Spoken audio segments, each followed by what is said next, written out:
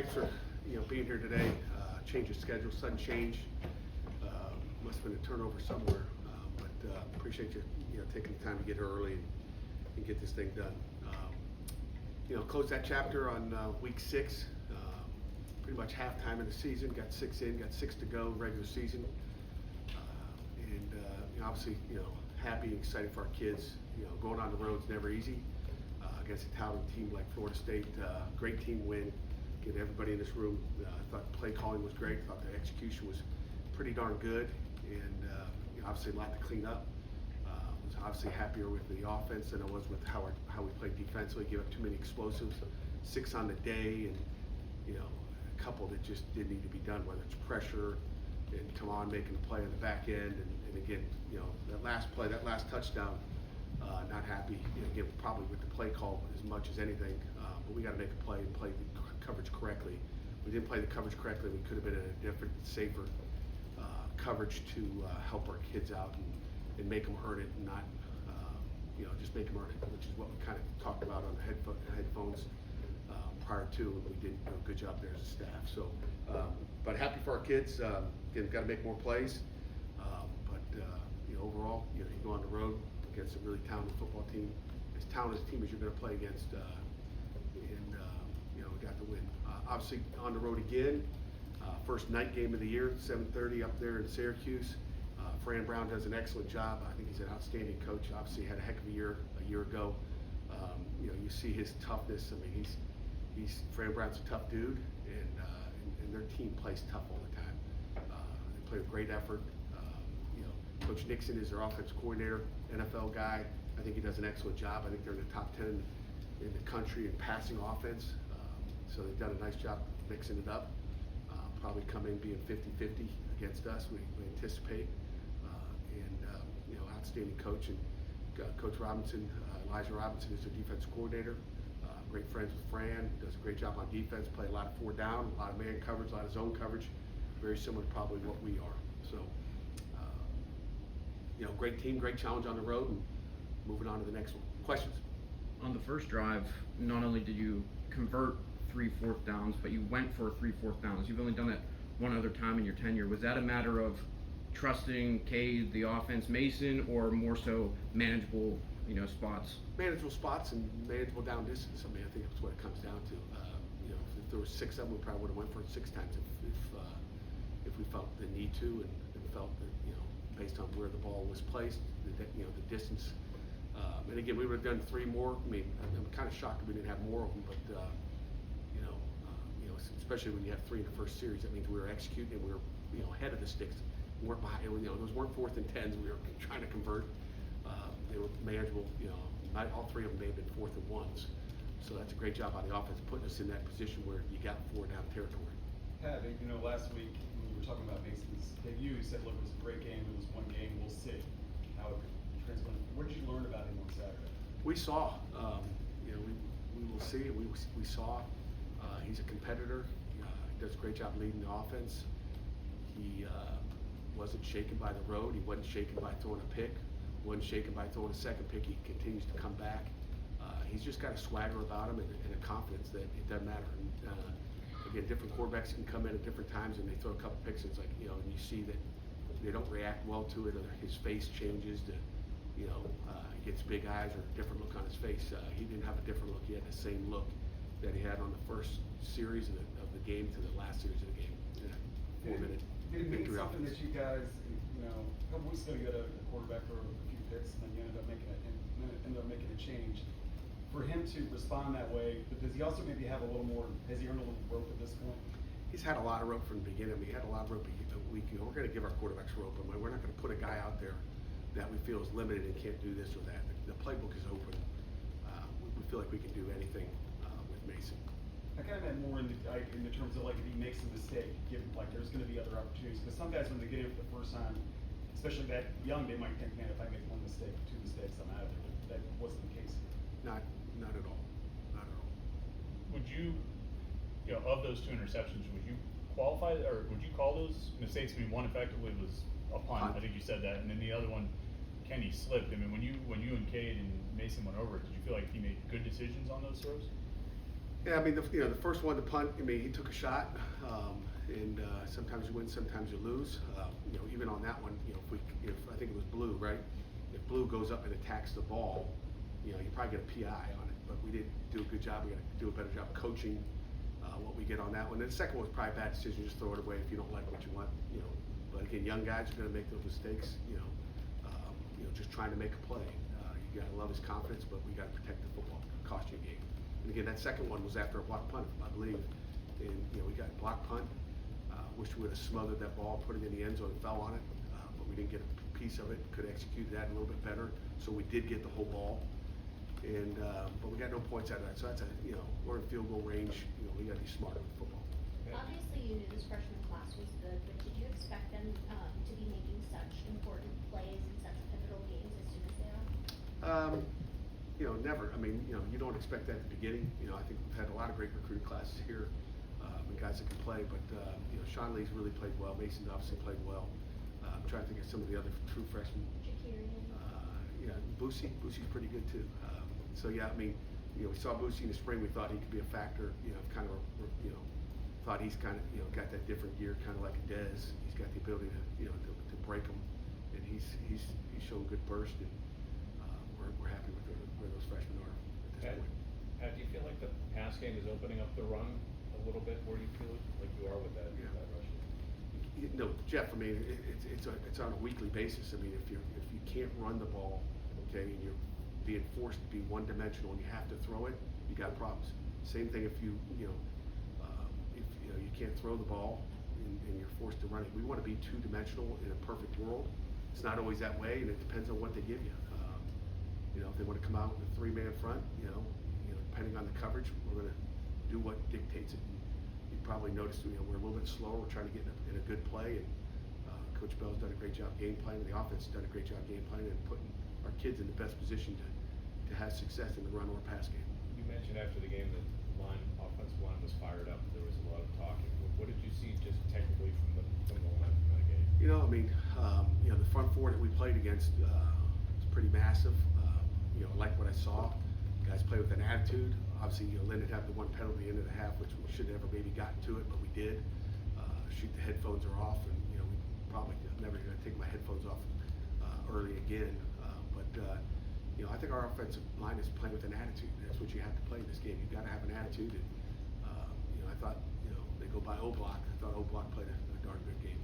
Pat, as a defensive guy yourself, when you look at a guy like Dez, in particular, what he's able to do through the air, just how is what he's able to do, how does that cause trouble and breakdowns against defenses trying to defend him, and just how enhanced do you feel like your offense is by him being out there?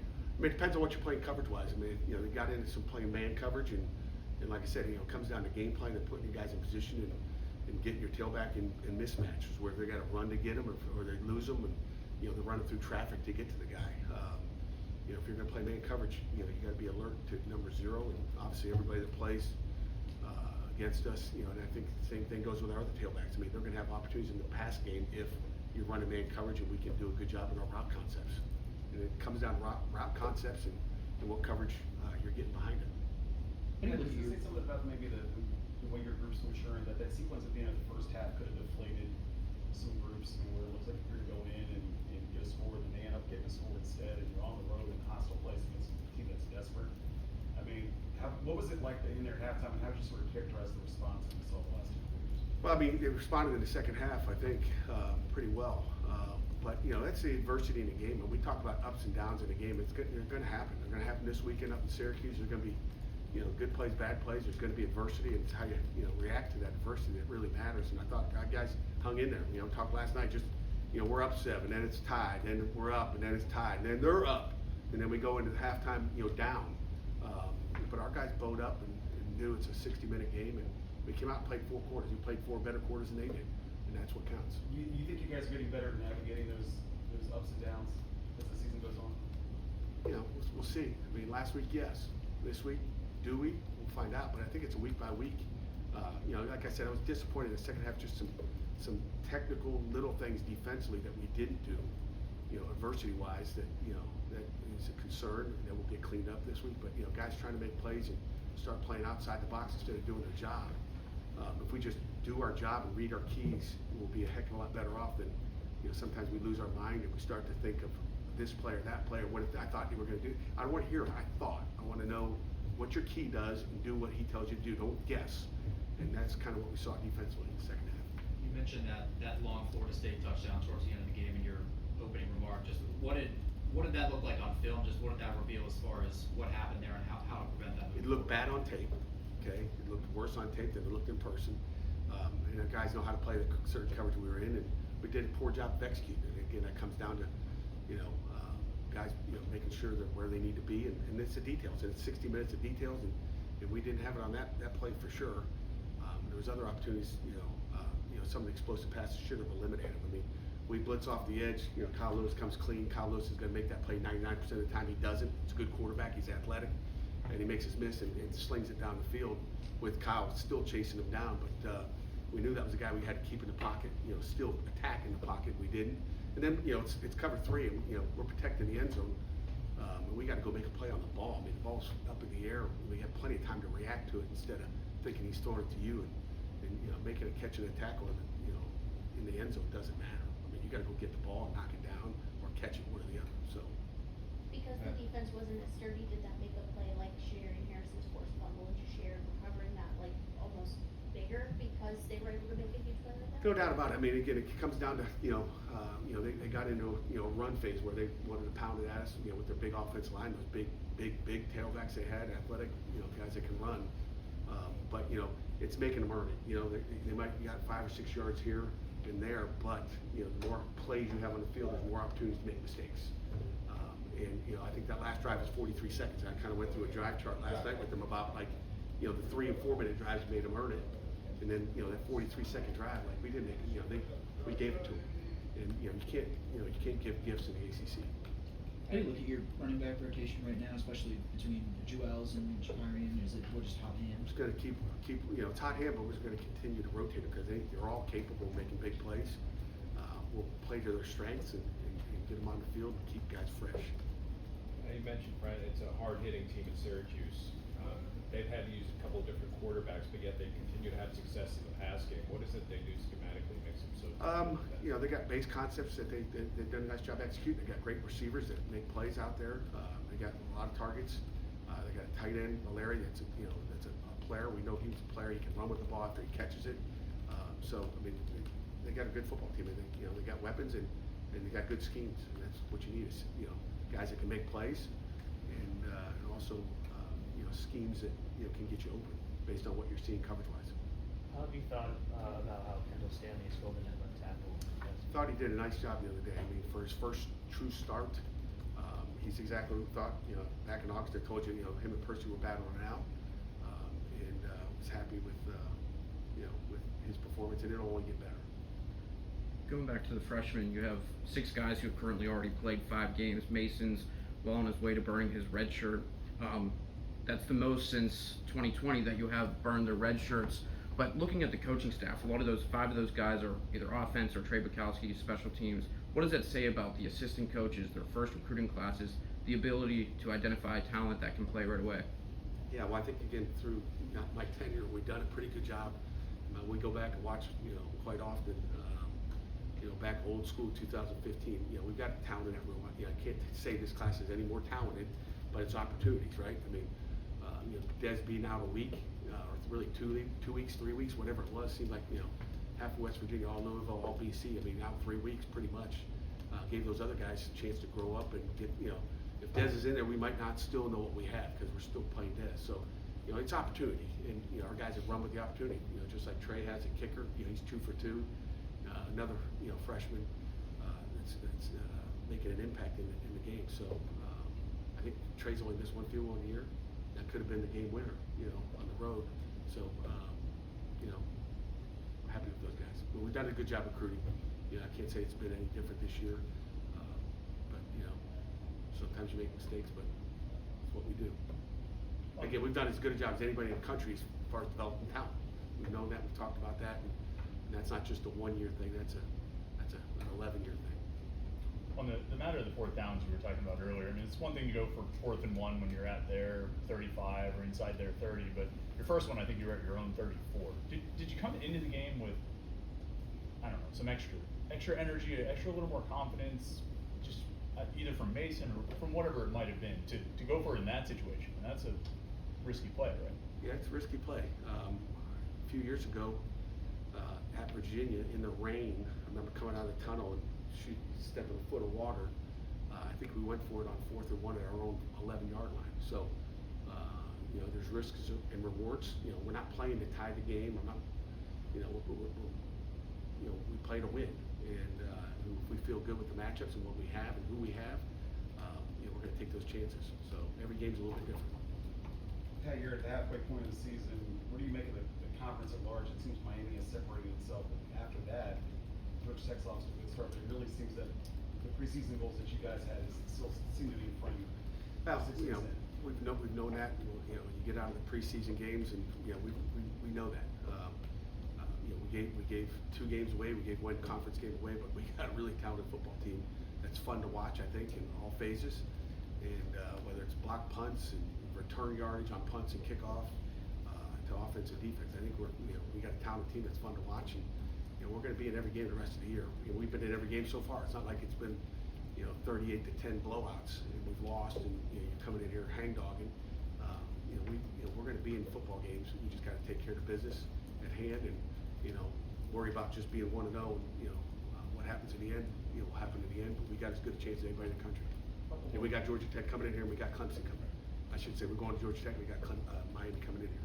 Defensive end is a position that's been pretty disproportionately banged up at the moment. Just what have you made of your depth there, and just how guys like Isaiah Neal have managed to step up? Yeah, Ghost has really stepped up a bunch, and you know, the depth is not very good, and that's probably even more impressive. You know, win on the road with 4 defensive ends. I mean, we traveled on the road with 4 guys that could jump in the game, and so the depth wasn't very good, but our guys hung in there. Ghost has done an unbelievable job. And speaking of injuries, you know, I always tell you if somebody's out for the year. You know, Zach Carruthers is out for the year, so we won't have him for the remainder of the year. And so is Nigel Maynard, you know, one of our corners that was just starting to get really good. I think the week before he had 27 snaps on special teams. You know, Nigel, you know, he came in, you know, in his spring ball and was playing really, really well. Then in the fall camp, he gets a shoulder, and then we got another season-ending injury with him.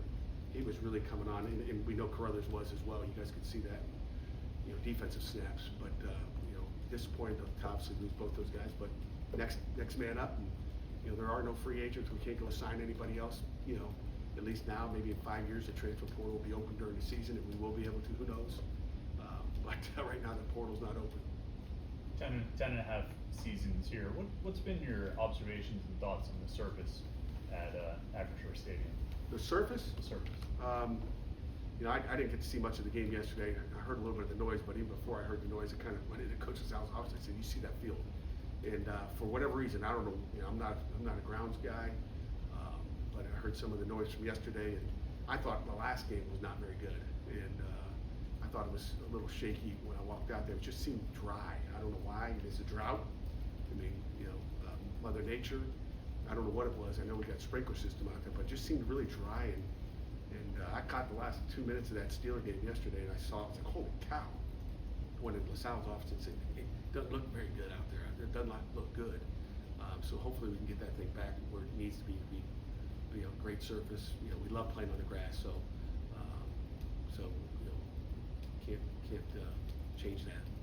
Pat, I was wondering if you had any thoughts on what happened in Pitt State yesterday, and sort of, as a coach, how do you feel, you know, knowing Coach Franklin may do sort of deliver that play back? You know, Jay Franco's a great coach, and you know, it's a business we're in. Again, I say business, it's business, and places got to do what they got to do. But you know, I'm not concerned about that. We don't play them, and you know, James will be okay.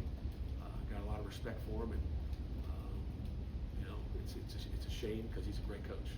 I mean, we all know that he's won a lot of football games. It's in the playoff a year ago, and then you know he's looking like he is. So I'm more focused on Fran Brown and Syracuse Origin and the challenge we have this weekend going up there in the dome in a nasty atmosphere.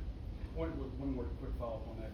Not specific to Coach Franklin, but yesterday, the Oregon State guy got let go, Trent Dilfer got let go at UAB. It seems like this mid-season stuff is happening more and more. And is that something that you've noticed as you've been in the business more, and why do you give any thoughts on maybe why?